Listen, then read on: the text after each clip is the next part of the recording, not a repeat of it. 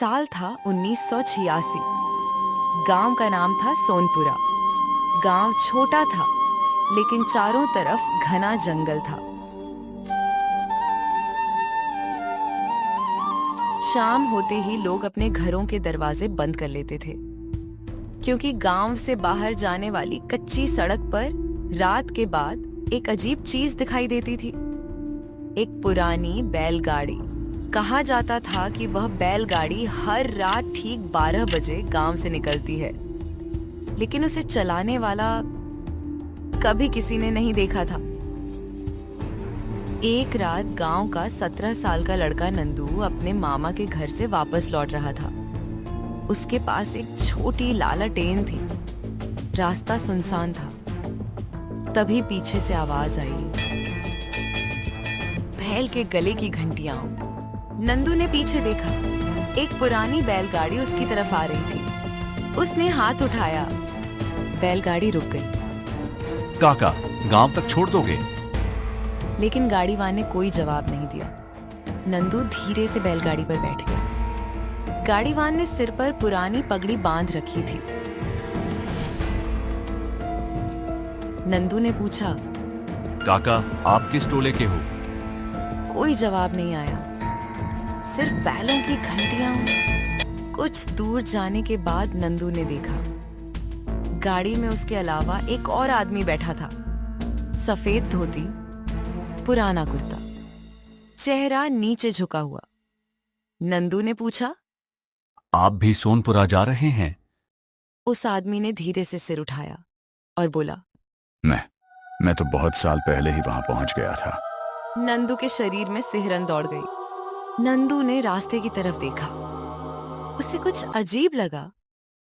गांव की तरफ जाने वाली सड़क दाईं तरफ थी, लेकिन बैलगाड़ी बाईं तरफ जा रही थी। काका, ये रास्ता तो गांव नहीं जाता। गाड़ीवान फिर भी चुप रहा। नंदू ने उतरने की कोशिश की, लेकिन उसके पैर जैसे गाड़ी से चिपक गए। बैलगाड़ी जंगल के अंदर चली गई। चारों तरफ पेड़, कोई घर नहीं, कोई आवाज नहीं, सिर्फ घंटियों की आवाज। कुछ देर बाद बैलगाड़ी एक पुराने कुएं के पास रुक गई। गाड़ीवान पहली बार बोला, पानी पी लो। नंदू ने कुएं में झांका, लेकिन नीचे पानी दिखाई नहीं दे रहा था, बल्कि उसे उसकी गांव दिखाई दिया, उसका अपना घर। उसकी माँ दरवाजे पर बैठी रो रही थी। नंदू घबरा गया। मेरी माँ यहाँ कैसे? बगल में खड़ा आदमी धीरे से बोला, क्योंकि तुम्हें गए हुए 3 दिन हो चुके हैं। नंदू के हाथ से लालटेन गिर गई। नंदू को विश्वास नहीं हुआ। उसे तो लगा था कि वह सिर्फ 1 घंटे से बैलगाड़ी में बैठा है। उसने अपनी हाथ की छोटी घड़ी जेब से निकली तो देखी घड़ी की सुइयां चल नहीं रही थी। तभी कुएं से आवाज आई, नंदू। नंदू पीछे हट गया। फिर आवाज आई, घर मत जाना। नंदू ने पूछा। कौन है? कुएं के अंदर से एक बूढ़ी औरत की आवाज आई, जिसे तुम घर समझ रहे हो, वो तुम्हारा घर नहीं है। नंदू ने डरते हुए गाड़ीवान की तरफ देखा। इस बार उसकी लालटेन की रोशनी गाड़ीवान के चेहरे पर पड़ी। नंदू की सांस रुक गई। उस आदमी का चेहरा गायब हो चुका था। जहां चेहरा होना चाहिए था, वहां सिर्फ खाली जगह थी। नंदू डर के मारे जंगल में भागने लगा। पीछे से घंटियों की आवाज आती रही। भागते भागते नंदू एक पुराने मिट्टी के घर के सामने पहुंचा। दरवाजा आधा खुला था। अंदर एक बूढ़ी औरत बैठी थी। उसने नंदू को देखकर कहा, तुम देर से आए। नंदू ने पूछा। आप मुझे जानती हैं? बूढ़ी औरत ने कहा, मैं हर उस आदमी को जानती हूँ जो उस बैलगाड़ी में बैठता है। नंदू डर गया। वो बैलगाड़ी क्या है? बूढ़ी औरत बोली, वो बैलगाड़ी लोगों को गांव से नहीं ले जाती, वो उन्हें वापस लाती है। हम माफी चाहते हैं, कहानी के बीच में आए। मेरे प्यारे साथी, आपसे मेरा नम्र निवेदन है, आपको अगर कहानी अच्छी लग रही है तो प्लीज सब्सक्राइब, लाइक और एक प्यारा कमेंट कर दीजिए। Thank you. बूढ़ी औरत ने नंदू को एक पुरानी तस्वीर दिखाई। तस्वीर में गांव के कई लोग खड़े थे। पीछे वही बैलगाड़ी थी। नंदू ने ध्यान से देखा। तस्वीर के बीच में खड़ा आदमी उसके दादा जैसा दिख रहा था। बूढ़ी औरत बोली, 30 साल पहले इसी बैलगाड़ी से गांव के कुछ लोग जंगल गए थे। वे वापस नहीं लौटे। गांव वालों ने कहा कि जंगल में डाकुओं ने उन्हें मार दिया। नंदू ने तस्वीर पलटी। पीछे सिर्फ एक लाइन लिखी थी, वे मरे नहीं थे, उन्हें वापस आने की इजाजत नहीं थी। अचानक घर के बाहर बैलों की घंटियां सुनाई दी। बूढ़ी औरत ने नंदू का हाथ पकड़ लिया। अब वो तुम्हें लेने वापस आ गया है, क्यों? क्योंकि तुम्हारे दादा ने उससे एक वादा किया था।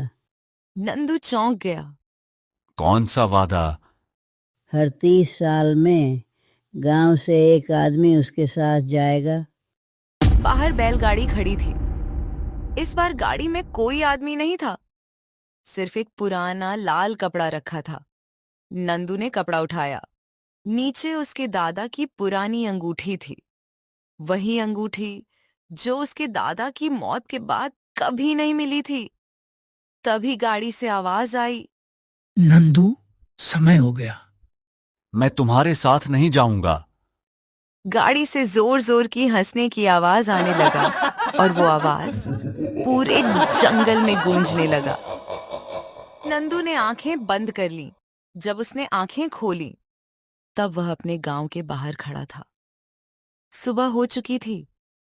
गांव वाले उसके आसपास खड़े थे। उसकी मां दौड़कर आई और उसे गले लगा लिया। सबको लगा नंदू वापस आ गया, लेकिन नंदू चुप था। उसने अपनी मां की तरफ देखा और अचानक पूछा, माँ, दादाजी कहाँ हैं? मां की आंखों में आंसू आ गए। तुम्हारे दादा को मरे हुए 28 साल हो चुके हैं। नंदू के चेहरे का रंग उड़ गया। उस रात नंदू घर में सोया हुआ था। आधी रात को वही घंटियों की आवाज। नंदू की आंख खुली। उसने खिड़की से बाहर देखा। गांव की सड़क पर वही बैलगाड़ी खड़ी थी, लेकिन इस बार गाड़ी में उसका दादा बैठा था। दादा ने हाथ से उसे बुलाया। नंदू डरते हुए खिड़की के पास गया।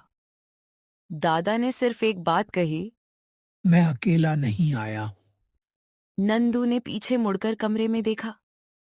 उसकी मां बिस्तर पर सो रही थी, लेकिन उसके पास एक बूढ़ा आदमी खड़ा था, वही गाड़ीवान। और तभी कमरे में अंधेरा छा गया। अगली सुबह नंदू के घर का दरवाजा खुला मिला।